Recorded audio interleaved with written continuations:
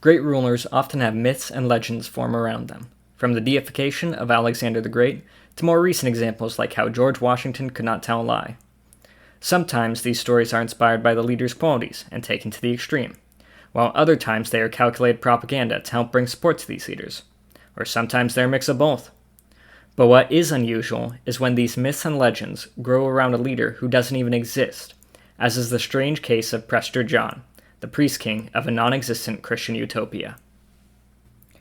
Lost Christian nations were not anything new to the medieval Christian churches of Europe, as the journeys of the Apostle Thomas to India told them that fellow Christians should exist elsewhere in the world, even if, with the rise of Islam, there seemed no way to reach them. This belief in far-off Christian nations was further supported by the existence of Nestorianism, a branch of Christianity that traditionally was established by Thomas and largely developed separately from the European Christian churches.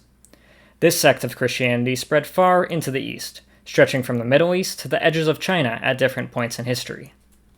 It was from one of these Eastern Christian churches that a patriarch supposedly visited Pope Calixtus II in 1122, though only second-hand sources make mention of this meeting.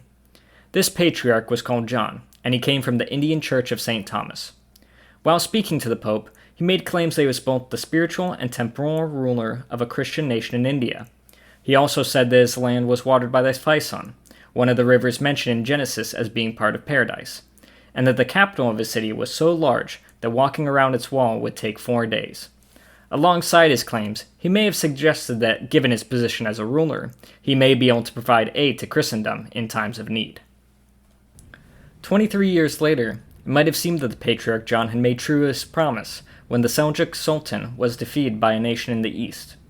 Word of this victory came to Pope Eugenius III from the Bishop of Jabala, who said that a Christian ruler that went by the name Prester John had struck the Persians. This ruler was incredibly wealthy, bearing an emerald scepter, and a descendant of one of the 3 magi who visited Jesus when he was born. These descriptions, while not exactly the same, appear to match up with the Patriarch John. The bishop also reported that while Prester John had attempted to support the Crusader kingdoms, he had been deterred by the river Tigris and had been forced to return home. Despite the bishop's claims, the reality of the Sultan's defeat and Prester John was rather different. Rather than being defeated by an unknown Christian nation, the Persians had lost to a Mongol group called the Kirikitai, led by a Buddhist called Yelu Tashi. However, it's possible that the bishop had heard that the Sultan was defeated by a non-Muslim group, and thus assumed that they must be Christian. Also of note about the Kirikitai is that the title for their rulers is Gurkhan, which when translated into Latin produces Johannes. This, along with the memory of the Patriarch John, might have inspired the name Prester John, and it was under this name that all future myths would use. For 20 years, no one heard anything from Prester John, until, in 1165, a letter bearing his name sprung up across Europe. This letter was addressed to the Byzantine Emperor Manuel I Comnenus, but was soon being copied all across Europe, as the content of the text was of great interest due to the details Prester John gives of his kingdom. Among these details was the river Eudanus, a river of paradise running through his land, satyrs and giants being denizens of his country, an ocean of sand that still had fish and moved like waves despite the lack of water, and 10 tribes of Jews who are implied to be the lost tribes of Israel.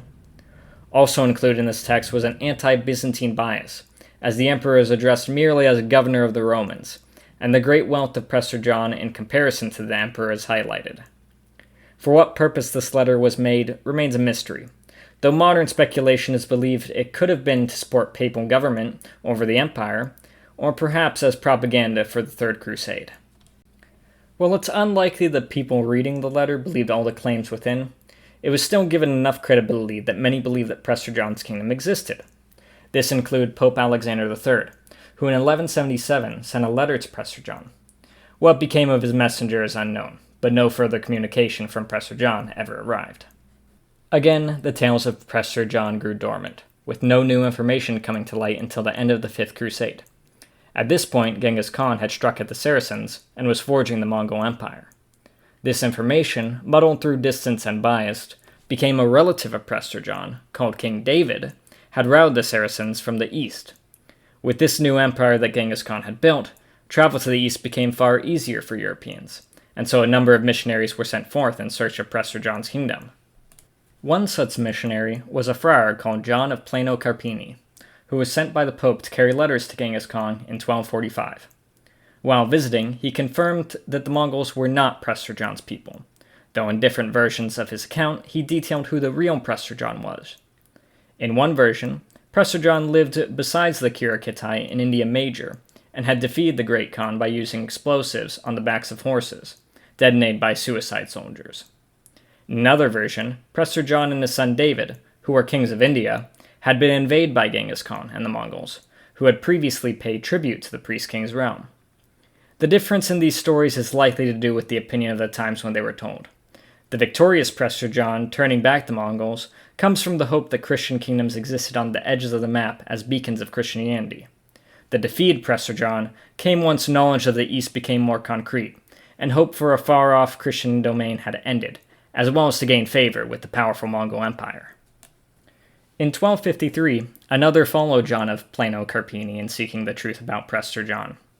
This would be Friar William of Rubruck, who was sent to the Mongols by King Louis IX of France. While in the Mongols' court, William learned about the various tribes that had been absorbed into the Mongol Empire, and eventually told a story that he believed was the truth of Prester John. According to William, the Kirai had been ruled by a Nestorian Christian named John, whose brother Unk ruled the Kirates. When John died, Unk became the ruler of the Kirai, but abandoned the Christian religion. He then attacked the Mongols, but was defeated and forced to flee to Cathay. It was the Kirates, then, who were the people of Prester John, and it appears as though William wanted to imply that the ruler Unk had lost because of abandoning Christianity, therefore explaining why no major Christian kingdom was established in the land of Prester John.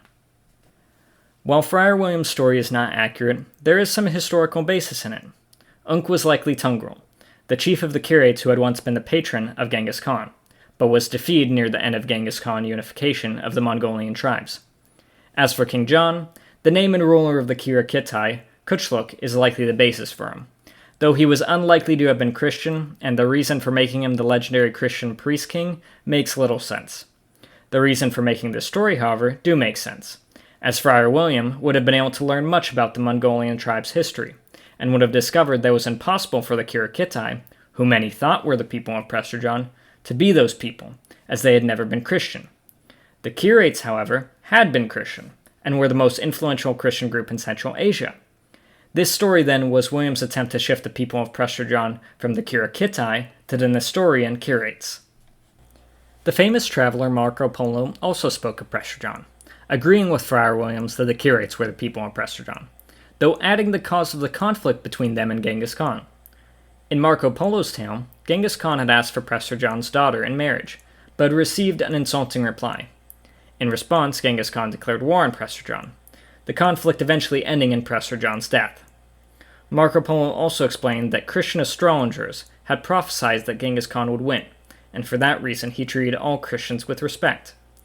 This tale has little historical accuracy, but was likely made in compliments of the Mongols, who were seen as defenders of Christendom thanks to their conquest of the Muslims. Many of the tales of Prester John in this era were likely made in some way for this purpose, that is, complimenting the Mongols while denigrating Prester John, as it appeared at the time that the Mongolian Empire would have a great influence over the Christian Europe, and many found it wiser to be in this nation's good graces than a mythical kingdom none had ever seen or visited. Despite many starting to lessen Prester John and his kingdom in favor of the Mongolian Empire, many still wished to see the legendary kingdom described in his letter, rather than the minor Christian tribes that had been found. As such, people began to claim that Prester John was not a Central Asian king, but a king of India. India at the time was a vague location, with the African territory of Ethiopia sometimes being considered a part of it. It was here that Europeans again found their Prester John. Following the collapse of the Mongol Empire, travel to Asia again became difficult, and so searchers of Prester John's kingdom solidified its location in Ethiopia. Ethiopia was more well known to the Europeans, though communications had been difficult since the spread of Islam. Because of this knowledge, a reason for how Prester John had ended up so close to Europe without being noticed had to be created. This reason drew upon the stories of Prester John's defeat by the Mongols, and had him retiring to Ethiopia after fleeing Central Asia. From this new location, Prester John could once again be a strong external ally to Christendom by diverting the Nile River and starving the Muslim Egyptians. Why he had not done this yet was a fiercely debated subject, with some believing he was being bribed by the Egyptians, while others argued that his piety prevented him from taking actions that would harm Christian civilians who also lived off the Nile. While these myths regarding Ethiopia could exist easily when the Ethiopians were a far-off group that had not had major contact since the rise of Islam, one would think that once diplomatic contact was re-established, the myth would be seen as a falsehood. This, however, was not the case, as in 1306, Ethiopian ambassadors arrived in Europe, with Europeans all over recording that the Patriarch of Ethiopia was the great Prester John. This is despite the fact that the ambassadors likely had no idea who that was. The African Prester John was fully solidified by 1329, when the missionary Jordanus wrote in his Mirabilia Descripta about the Third India, an alternate name for Ethiopia. In this text, Jordanus told of the king of Ethiopia and the wonders of his land, stating that Europeans referred to this figure as Prester John. This does not necessarily mean that Jordanus believed that Prester John was in Ethiopia, but merely knew that his European audience would recognize the title. A decade later, another artifact recognized the land of Prester John being in Ethiopia. This artifact is Angelino Donkert's map, which shows the territory ascribed to Prester John, further showing how the priest king was no longer an Asian ruler, but now an African one. In 1441, the Ethiopians would again send ambassadors, this time to attend the Council of Florence. During this council, they were repeatedly confused that everyone was calling their monarch Prester John, and explained that this was not a title he had ever had.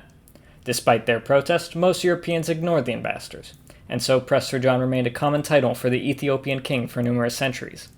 Until in 1751, Remedius Prutki asked Emperor Ieyasus II about the title, to which the ruler was astonished, as he was apparently unaware of the title. It was with this that the Ethiopian Prester John legend eventually died. There were some other places where people continued to search for Prester John.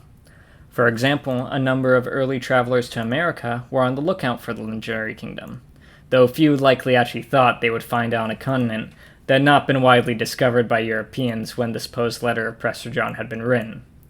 Similarly, in the 16th century, a group of Jesuit missionaries believed that Prester John may still be in Cathay, though this was disproven in 1603, when the missionary Benedict Goes found that Cathay of Marco Polo was actually just China, and not the realm of the priest king.